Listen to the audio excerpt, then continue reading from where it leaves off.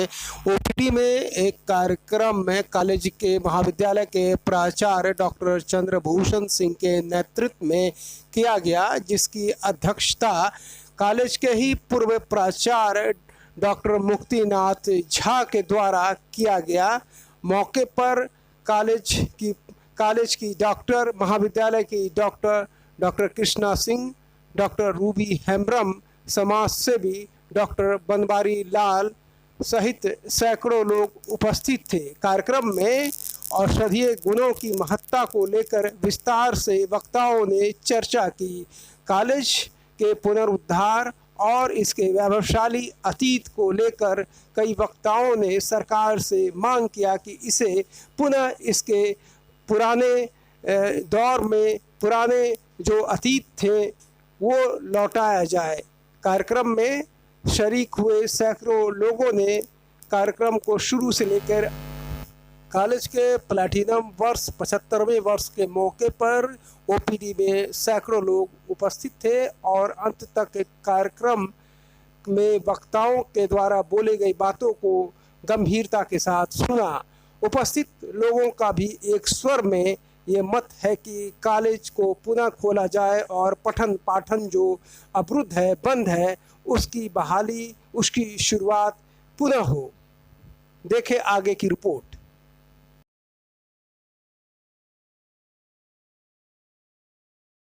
वर्ष के मौके पर पूरे देश में अमृत महोत्सव मनाया जा रहा है और जिस प्रांगण में मैं खड़ा हूँ वो यतीन्द्रनाथ आयुर्वेद राजकीय महाविद्यालय है, जिसकी स्थापना 1947 में हुई थी।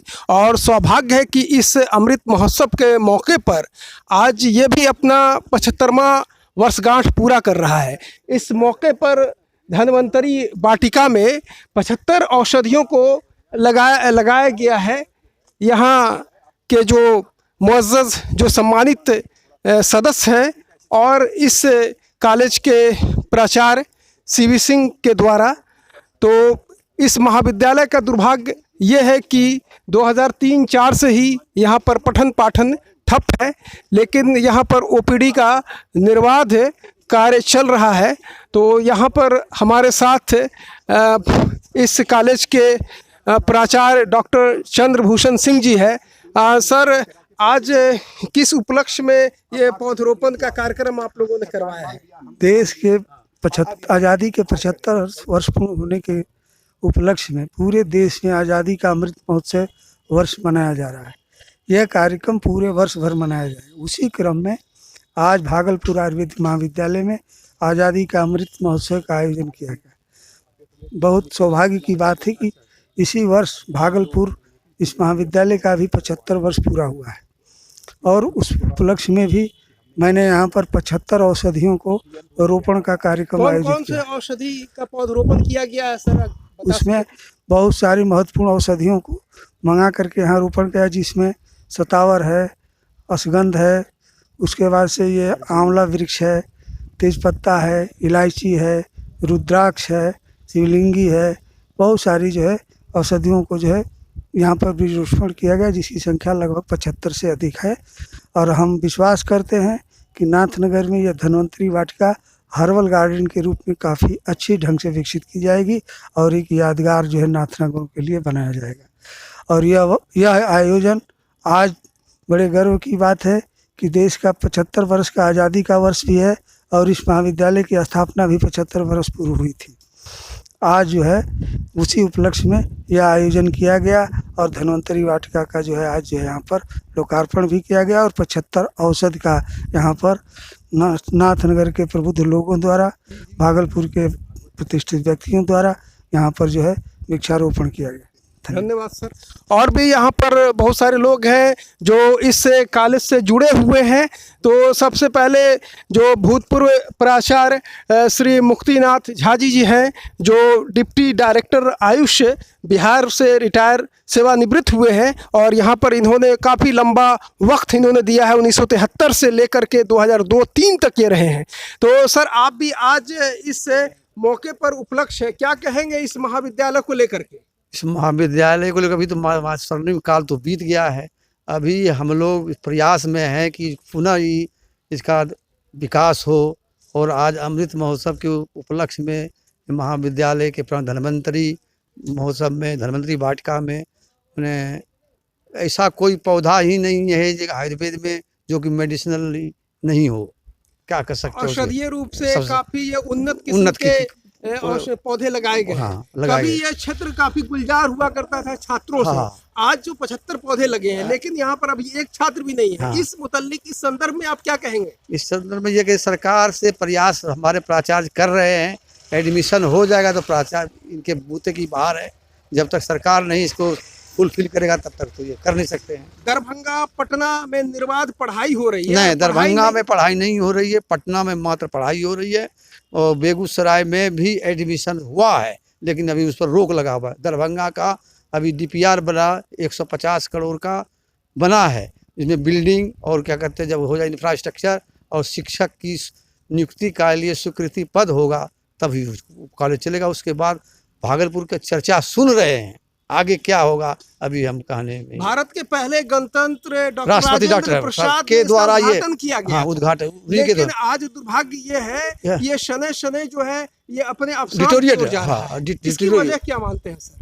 अब इसकी बगल में अब इसके हम क्या कर सकते हैं? सर, यहाँ पर बड़े बड़े राजनेताओं की नहीं, भरमार रही है। राजनेताओं की निष्क्रियता कहिए, राजनेताओं ने इस पर कोई इंटरेस्ट नहीं लिया इस संस्था के बारे में।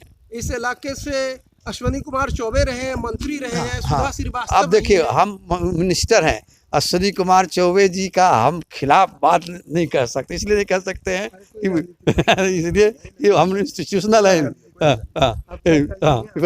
वैसे हम बात के वो अगर वो लोग चाहते तो संस्था ये डेढ़ नहीं होता। तो उम्मीद करते हैं कि जो स्वर्णिम अक्षरों से कभी ये जाना जाता था, हाँ। यतीन्द्र नाथ आयुर्वेद महाविद्यालय फिर उसी अजीम और शान के साथ फिर एक दिन इसके होगा, दिन बहुरेंगे। होगा, निश्चित होगा। आपको यकीन है? हमको यकीन है, हमारे जीवित काल में ही हो जाएगा।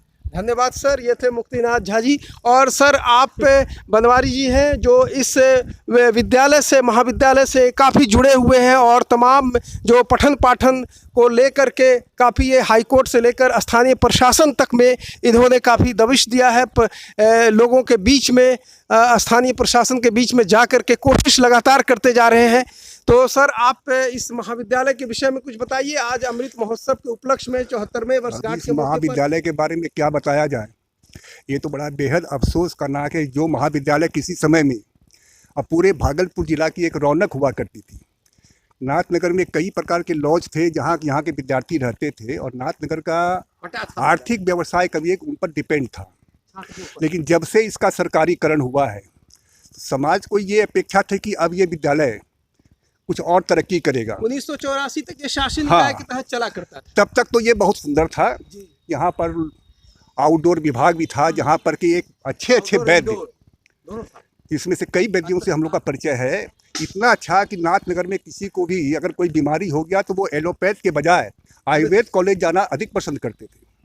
लेकिन दुर्भाग्य है कि जब इसका सरकारीकरण हुआ तो अपेक्षा ये थी कि अब महाविद्यालय और अधिक तरक्की करेगा, लेकिन दुर्भाग्य से वो राजनीति का शिकार हो गया और उसके बाद क्रमशः ये कॉलेज अवनति की ओर ही चला गया। बाद में इसकी मान्यता भी रद्द हो गई। तो बिहार के सभी कॉलेजों की सर, बगल में झारखंड है, काफी ये औषधीय रूप से समृद्ध हाँ है। बता रहे हैं। तो इस संबंध में भी तो जब ये 2008 के बाद उस वक्त यहाँ के कुछ सामाजिक कार्यकर्ताओं ने एक PIL दाखिल किया था, क्योंकि सरकार की अदृश्य रूप से एक योजना थी कि कॉलेज को बंद कर देने की। ये कई बार प्रयास हुआ। तो उस वक्त यहाँ के कई गणमान्य लोगों ने PIL किया। उसमें माननीय न्यायालय ने स्पष्ट आदेश दिया था कि 6 मास के अंदर इसकी सारी अर्हताओं को पूर्ण करके इसकी मान्यता बहाल की जाए। लेकिन दुर्भाग्य से आज 6 बरस से ऊपर हो गया, उस पर कोई कार्रवाई नहीं। हम लोगों ने RTI के द्वारा सूचना मांगी तो बड़ा भ्रामक रिपोर्ट दिया गया कि लोक सेवा आयोग को अनुशंसा मांगी गई है, उनसे अनुशंसा प्राप्त होने पर कार्रवाई होगी। लेकिन इसके विपरीत जो अपुष्ट समाचार है, कॉलेज में सूचना आ रही है, बीच बीच में कभी इसको PPP मोड पर चलाने की बात होती है, कभी बंद करने की बात होती है।